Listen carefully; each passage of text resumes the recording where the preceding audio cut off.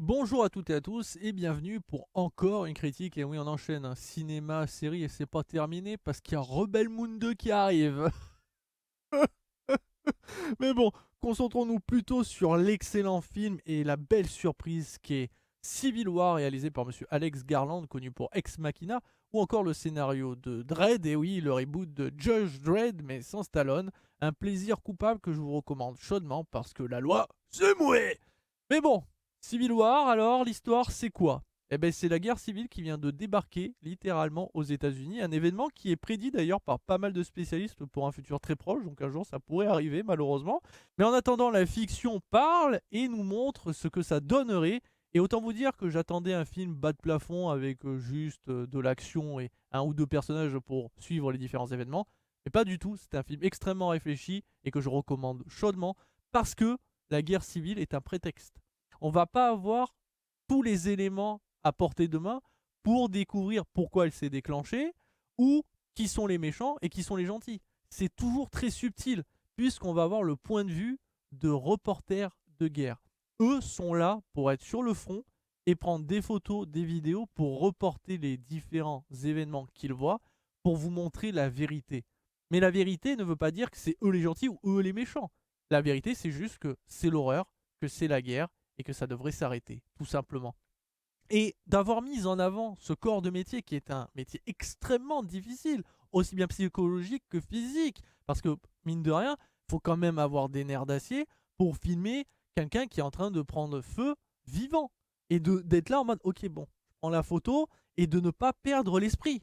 Et donc au bout d'un moment, c'est vrai qu'avec l'expérience et avec les années d'avoir filmé ou photographié des événements horribles, eh ben, peut-être qu'on commence à perdre les émotions, ou en tout cas on se détache tellement qu'on ne se ressent plus rien. Et quand on voit un enfant mourir devant ses yeux, on est là en mode oui bon ben hein, la lumière est pas très bonne, mais bon, alors là je grossis le trait, mais vous comprenez. En plus de ça, c'est un métier où on risque sa vie parce que bah, on est forcément auprès de l'action, donc on peut prendre des balles à tout moment. Et surtout, bah, c'est que les reporters de guerre sont devenus des cibles prioritaires. Alors qu'avant, bah, ils collaient la pancarte presse, les gens étaient là, ouais, ils ont pas d'armes à feu, bon, ils sont juste là pour un reportage, allez, faites vos photos, etc. Sauf qu'aujourd'hui, on sait que la caméra, la photo, est une arme bien plus dangereuse qu'un flingue, tout simplement parce que comme ça montre la vérité, eh bien, un conflit peut facilement changer de direction parce que au début, tu as un public qui te suit en mode oui, on est d'accord, on veut aller faire la guerre. Et puis quand ils voient les photos des militaires en train de violer ou de torturer, etc., bah ils sont là en mode non, mais on n'est plus d'accord là. Et donc ça change forcément le cours d'un conflit. Donc c'est très important d'avoir des reporters de guerre, et c'est un métier tellement difficile et risqué que ils sont pas toujours mis en avant. Et ce film le fait et d'une très bonne manière, tout simplement parce qu'on va suivre des vétérans, donc une personne qui est incarnée par Kristen Dunst, qui a incarné Mary Jane, pardon, dans les Spider-Man de Sam Raimi, ça me fait extrêmement plaisir de la revoir, et qui est une vétérante ici en matière de reportage de guerre, qui a couvert tous les conflits qu'il y a pu avoir, et elle a pris des photos extrêmement fortes et dramatiques. Et parfois, tu te dis, mais comment elle a pu faire ça sans vomir ou sans perdre la boule. Et on a de l'autre côté, on a Kaylee Spaeny qui va incarner Jessie, une jeune reportrice qui, elle, va découvrir le métier sur le tas, mais à vitesse grand V, parce que normalement, il faut des années d'expérience pour avoir les épaules assez solides. Ben là, elle aura quelques jours et elle va être transformée, mais d'une manière assez dramatique quelque part, mais tant mieux pour elle si c'est ce qu'elle souhaitait. Mais le film est fort, aussi bien visuellement, parce que le film t'en met plein la gueule, c'est bien filmé, mais surtout les scènes, on se croirait réellement dans un conflit, on a l'impression qu'on suit en plus un reportage de reporter. C'est fou, mais c'est tellement bien fait. Et par contre, sachez-le quand même, les scènes peuvent un petit peu heurter la sensibilité de certaines personnes, c'est les plus fragiles, parce que on n'a peut-être pas de scènes d'ultra torture, mais on a des gens qui souffrent, on a des gens qui meurent, on a des blessures, c'est montré, on montre la détresse. Donc, je préfère vous prévenir. Et c'est pas que retranscrit par des visuels, mais aussi par le son, l'ambiance générale, où on va avoir les armes à feu, mais t'as l'impression que l'arme à feu te tire dessus, littéralement. Tu sens l'impact quand t'as un avion de chasse qui passe, ça fait un énorme bruit. Le son, il est parfait. Trop d'ailleurs, puisque le souci, c'est que comme je suis allé au cinéma, j'ai forcément les enceintes du cinéma qui sont mises à bloc. Donc autant vous dire que quand il y avait des moments de calme en mode oh les gens ils papotent et tout, hop, transition, arme à feu qui vient de tirer à l'instant, autant vous dire que j'ai fait des sursauts de 10 mètres de mon siège parce que ça me faisait flipper. Enfin, sur l'instant, j'avais des jumpscares d'armes à feu. Mais le pire, c'est surtout pour les oreilles. Moi, je suis quelqu'un de plutôt sensible. Et autant vous dire que j'ai pas passé un très très bon moment. C'est une de mes pires expériences au cinéma. Pas à cause de la qualité du film, mais bel et bien à cause du son qui est trop augmenté au cinéma. Et qui fait que quand t'entendais les balles tirer, c'était tellement fort que ça devenait un supplice. Mais le pire, c'est qu'il y a une scène où notre groupe de personnages va vivre un événement dramatique. Et pour montrer toute la détresse émotionnelle, le fait qu'ils soient dans le chaos total, déboussolés, ils vont proposer une espèce de musique, de son d'ambiance dégueulasse avec des aigus, des grésillements, un bruit horrible et qui monte en volume au fur et à mesure. J'étais tellement mal, vraiment j'avais mal aux oreilles, j'en pouvais plus. Donc ceux et celles qui seraient potentiellement sensibles comme moi, ou voire pire, hein, il y a bien pire, autant vous dire que je vous conseille soit de l'attendre en VOD, ou si vous allez au cinéma, prenez des boules qui est ou un casque pour atténuer parce que sinon vous allez souffrir le martyr. Mais là, c'est pas un défaut du film, hein, parce que l'ambiance elle est maîtrisée. C'est bel et bien le problème des cinémas, mais bon, ça c'est normal. En même temps, quand tu vas au cinéma, tu vas en prendre plein les yeux et plein les oreilles. Là, pour le coup, j'en ai peut-être un peu trop pris. Mais voilà, j'ai pas grand chose à dire sur le film parce que sinon je vais rentrer dans les détails. Mais pour moi, la fin est magnifique. Et je l'avais pas comprise au début. D'ailleurs, j'étais là, même c'est un point négatif que je vais dire en disant ouais, non, là c'est mauvais, la fin est ridicule, elle n'a aucun sens.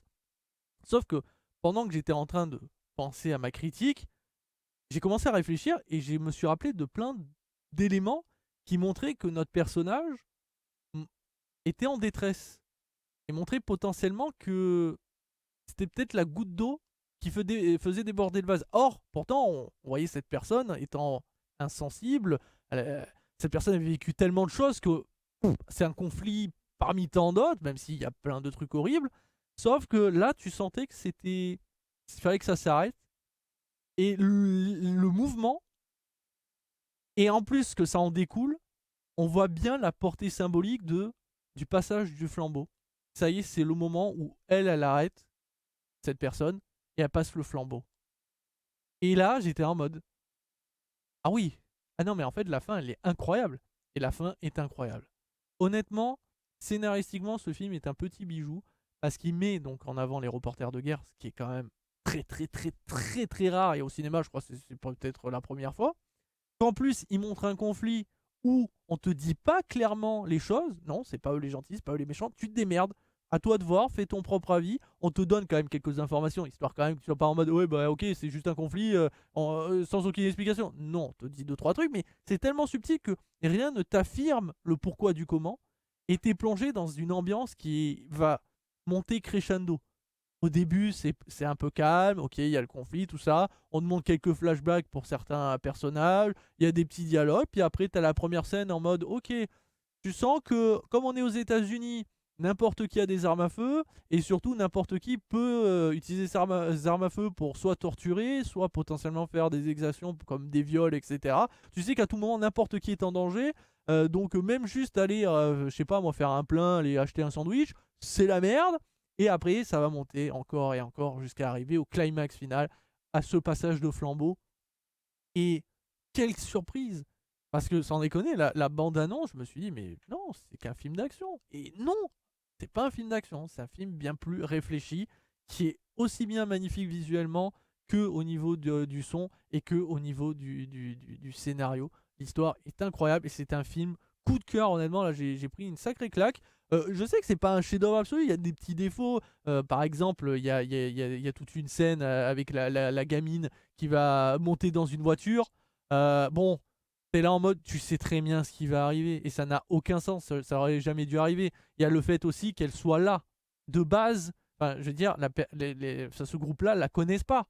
C'est pas comme si ça faisait des mois qu'ils la côtoyaient, puis au bout d'un moment ils font allez, viens avec nous. Absolument pas. Là, enfin, je veux dire, tu sens que c'est un élément qui a été rajouté, pas par les scénaristes, mais un élément pour que derrière il se passe d'autres choses bien plus dramatiques et qu'en réalité elle en est la cause. Sans elle, il se passerait pas tout ça.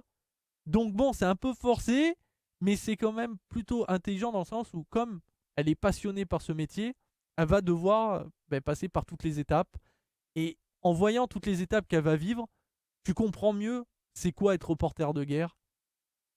Et c'est ouf. Ah, faut avoir des nerfs d'acier. Donc oui, je vous le recommande d'autant plus pour au moins voir ça. Et après, sachez que vous ne bouderez pas votre plaisir côté action. Parce que si on aime l'armée, de voir les Américains sortir à la grosse artillerie fait quand même bien plaisir. Bien que j'ai une question. Comment l'hélico il passe entre les bâtiments? Ouais, parce que enfin, je veux dire, c'est pas. Hein, voilà. Et surtout, voilà, c'est la petite critique. L'hélico ne sert à rien puisqu'il y a un char d'assaut derrière, donc le char d'assaut aurait pu largement faire ce qu'a fait l'hélico. C'est mettre en danger quand même un hélico avec ses passagers, mais surtout après derrière, si l'hélico il touche le machin, ça fait exploser et après ça peut écraser les gens en dessous. Enfin, c'est franchement niveau idée, c'est quand même très con. Hein. À aucun moment, militairement parlant, tu décides de faire ce genre de truc. Mais voilà, je vais rien rajouter de plus. Moi, je préfère vous laisser découvrir ce film. Et ma note est une note de 5 sur 5. À la base, elle était de 4 sur 5 à cause de la fin. Mais comme j'ai compris la fin, et comme quoi, vous voyez, des fois, sur le moment, on est dans le moment, on en prend plein les yeux. En plus, il y a une belle scène avec un feu. Juste après le son dégueulasse. Et il y a un truc poétique si on peut dire, alors que la scène est ultra dramatique à cause d'un personnage. Vous verrez si vous voyez le film. Et t'as une musique, et t'as les flammes, on voit les braises voler, les flammes oranges, ça donne une atmosphère presque une magie poétique, alors que c'est ultra dramatique. Enfin, bon, ouais, c'est pour vous dire que le film est magnifique à regarder, déjà rien que visuellement. Et donc, bah oui, donc c'est pour ça que on est sur le moment, on regarde un film et parfois on ne le comprend pas. Et en réfléchissant, alors, juste en revoyant le film dans sa tête, on se dit ah merde, en fait, si c'est ça. Alors peut-être que c'est une mauvaise interprétation du passage de flambeau et le fait que c'est la goutte d'eau qui fait déborder le vase. Mais pour moi, je vois plein d'éléments là maintenant que j'y repense, je me dis mais oui, c'était ça. C'est exactement ça. Donc si je me gourre, bah au moins je trouve que ma vision est quand même belle. Et si j'ai raison, en même temps, est-ce que vous en avez douté? Après tout, je suis guide. Voilà qui conclut ce guide d'après-séance. Donc une note de 5 sur 5 pour Civil War que je vous conseille énormément. Et je vous dis à très vite et à très bientôt. Donc normalement, si tout va bien pour Rebel Moon 2, qui là, je pense, sans trop me fouler la cheville, qui va être nul.